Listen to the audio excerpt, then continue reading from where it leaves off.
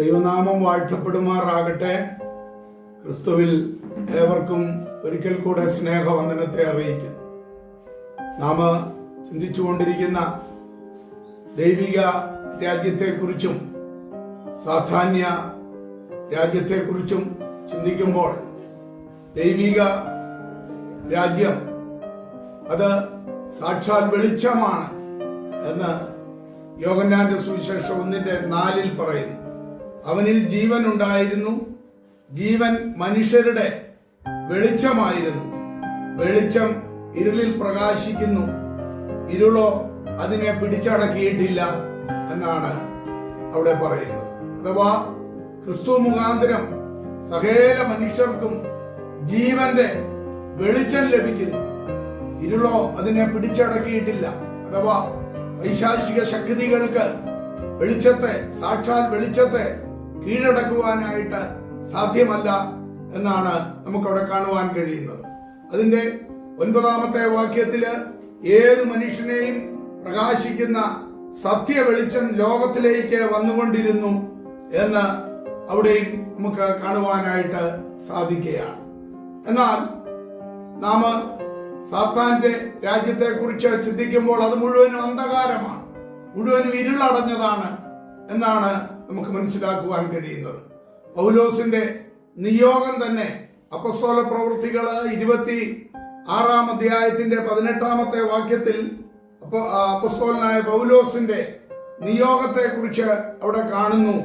അവർക്ക് പാപമോചനവും എന്നിലുള്ള വിശ്വാസത്താൽ ശുദ്ധീകരിക്കപ്പെട്ടവരുടെ ഇടയിൽ അവകാശവും ലഭിക്കേണ്ടതിന് അവരുടെ കണ്ണു തുറക്കുവാനും അവരെ ഇരുളിൽ നിന്ന് വെളിച്ചത്തിലേക്കും സാത്താന്റെ അധികാരത്തിൽ നിന്ന് ദൈവത്തിലേക്കും തിരിക്കുവാനും ഞാനിപ്പോൾ നിന്നെ അവരുടെ അടുക്കൽ അയക്കുന്നു എന്ന് പറഞ്ഞുകൊണ്ടാണ്, അഥവാ അന്ധകാരത്തിൽ സാത്താന്റെ അടിമത്വത്തിൽ കിടക്കുന്ന ഒരു കൂട്ടം ജനത്തെ ആ അന്ധകാരത്തിൽ നിന്ന്, അടിമത്വത്തിൽ നിന്ന്, ഇരുളിൽ നിന്ന് വെളിച്ചത്തിലേക്ക് തിരിക്കുവാൻ പൗലോസിന് ആ നിയോഗം ആ ക്രിസ്തു നൽകുന്നതാണ് അവിടെ നമുക്ക് കാണുവാനായിട്ട് കഴിയുന്നത്.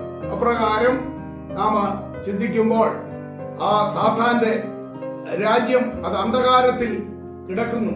2 കൊരിന്ത്യർ ലേഖനം 4:6 ഇരുട്ടിൽ നിന്ന് വെളിച്ചം പ്രകാശിക്കണമെന്ന് അരുളി ചെയ്ത ദൈവം യേശുക്രിസ്തുവിന്റെ മുഖത്തിലുള്ള ദൈവ തേജസ്സിന്റെ പരിജ്ഞാനം വിളങ്ങേണ്ടതിന് ഞങ്ങളുടെ ഹൃദയങ്ങളിൽ പ്രകാശിച്ചിരിക്കുന്നു എന്നാണ് അവിടെയും പറഞ്ഞിരിക്കുന്നത്. റോമാലേഖനം 1:16 സുവിശേഷത്തെ കുറിച്ച് എനിക്ക് ലജ്ജയില്ല എന്ന് പൗലോസ് അവിടെയും ആവർത്തിച്ച് പറയുന്നു. അതെ, അവിടെ ഇപ്രകാരം സുവിശേഷത്തെ കുറിച്ച് എനിക്ക് ലജ്ജയില്ല, വിശ്വസിക്കുന്ന ഏവനും ആദ്യം യഹൂദനും പിന്നെ യവനനും അത് രക്ഷയ്ക്കായി ദൈവശക്തിയാണ് എന്നാണ് അവിടെ പറയുന്നത്. അത് രക്ഷയ്ക്കായി ദൈവശക്തി എന്ന് പറയുമ്പോൾ ആ ശക്തിയെ കുറിച്ച് ഒരു അല്ലെങ്കിൽ ഡുനാമിസ് എന്ന ഒരു പദമാണ് മൂലഭാഷയിൽ കാണുന്നത്. അതിൽ നിന്നാണ് ഡൈനാമൈറ്റ് എന്ന ആ പദം പിന്നെ ഉണ്ടാകുവാനായിട്ട് ഇടയായിട്ടുള്ളത്. നമുക്കറിയാം, ഡൈനാമിറ്റ് എന്ന് പറയുമ്പോൾ വലിയ കഠിനമേറിയ പാറകളെ പോലും അത് പൊട്ടിച്ച് ചിതറിക്കുന്ന അനുഭവമാണല്ലോ അവിടെ കാണുന്നത്. നാം ചിന്തിച്ചാൽ ചരിത്രത്തിലെ ആദ്യ ഹൈഡ്രജൻ ബോംബ് 1952 നവംബർ മാസം 1-ാം തീയതി അത് പൊട്ടിയപ്പോൾ ഏതാണ്ട് 10 സൂര്യനെ വെല്ലുന്നതായ പ്രകാശമാണ് അവിടെ പരക്കുവാനായിട്ട് ഇടയായി തീർന്നത്. ഏതാണ്ട് 1000 അടി ഉയരമുള്ള ജ്വാല ആ ബോംബ് വെച്ചിരുന്നതായ ദ്വീപിനെ പൂർണ്ണമായി ചുട്ടരിച്ച് കളഞ്ഞു എന്ന് ആ അന്നത്തെ ചരിത്രം രേഖപ്പെടുത്തുന്നുണ്ട്. ഏതാണ്ട് 2 കോടി ടണ്ണിന് തുല്യമായി ശക്തിയേറിയ ഒരു പൊട്ടിത്തെറിക്കുന്ന അനുഭവമാണ് അവിടെ ഉണ്ടായത്.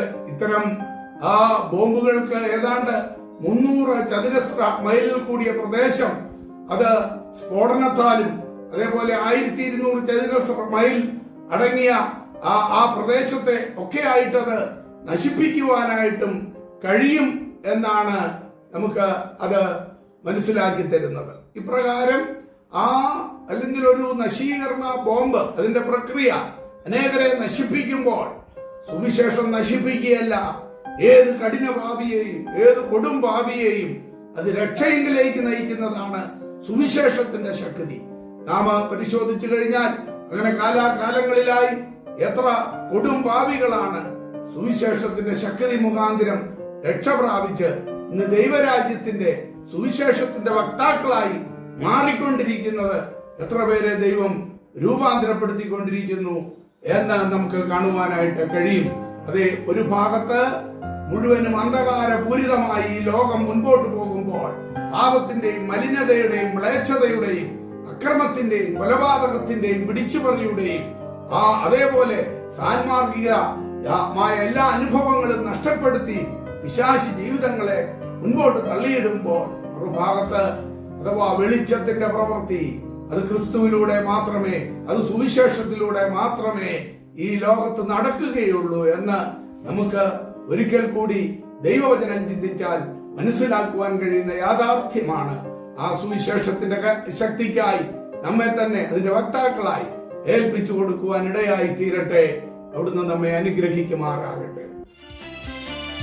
എഴുന്നള്ളുന്നേശു രാജാവായി കർത്താവായി ഭരണം ചെയ്തിടുവാൻ, ദൈവരാജ്യം നമ്മിൽ സ്ഥാപിതമാക്കാൻ, സാത്താന്യ ശക്തിയെ തകർത്തിടുവാൻ. എഴുന്നള്ളുന്നേശു രാജാവായി കർത്താവായി ഭരണം ചെയ്തിടുവാൻ, ദൈവരാജ്യം നമ്മിൽ സ്ഥാപിതമാക്കാൻ, സാത്താന്യ ശക്തിയെ തകർത്തിടുവാൻ. യേശുവേ വന്നു വാഴണമേ, ഇനി ഞാനല്ല എന്നിൽ നീയല്ലോ. രാജാവേ വന്നു വാഴണമേ, ഇനി ഞാനല്ല എന്നിൽ നീയല്ലോ. യേശുവേ വന്നു വാഴണമേ, ഇനി ഞാനല്ല എന്നിൽ നീയല്ലോ.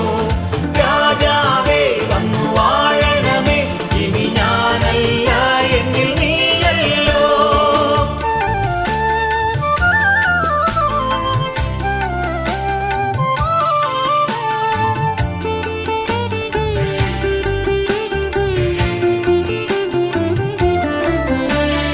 രോഗങ്ങൾ മാറും, ഭൂതങ്ങൾ ഒഴിയും, ബന്ധനമെല്ലാം തകർന്നിടുമേ. കുരുടരും മുടന്തരും ചെകിടരുമെല്ലാം സ്വതന്ത്രമാകുന്ന ദൈവരാജ്യം. രോഗങ്ങൾ മാറും, ഭൂതങ്ങൾ ഒഴിയും, ബന്ധനമെല്ലാം തകർന്നിടുമേ. കുരുടരും മുടന്തരും ചെകിടരുമെല്ലാം സ്വതന്ത്രമാകുന്ന ദൈവരാജ്യം. യേശുവേ വന്നു വാഴണമേ, ഇനി ഞാനല്ല എന്നിൽ നീയല്ലോ. രാജാവേ വന്നു വാഴണമേ, ഇനി ഞാനല്ല എന്നിൽ നീയല്ലോ. യേശുവേ വന്നു വാഴണമേ, ഇനി ഞാനല്ല എന്നിൽ നീയല്ലോ. രാജാവേ വന്നു വാഴണമേ, ഇനി ഞാനല്ല എന്നിൽ നീയല്ലോ.